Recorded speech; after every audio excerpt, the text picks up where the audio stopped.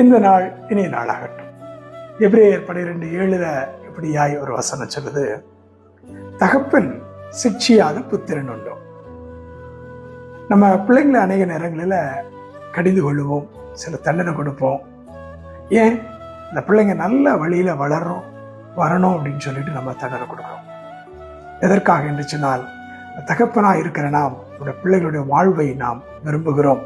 அவர்கள் நல்ல வழியில நடக்க வேண்டும் என்று சொல்லி ஒரு சில தண்டனைகளை நாம் கொடுக்கிறோம்.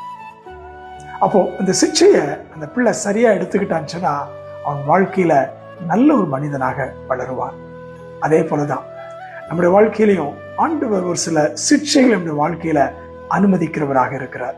ஏன் அனுமதிக்கிறாருன்னு சொன்னா, நீங்களும் நானும் நல்ல பிள்ளைகளாய், அவருக்கு உகந்த பிள்ளைகளாய், அவரை நேசிக்கிறவர்களாய் நீங்களும் நானும் வளரணும்னு சொல்லிட்டு சிக்ஷையை கொண்டு பயப்பட வேண்டாம். God bless you.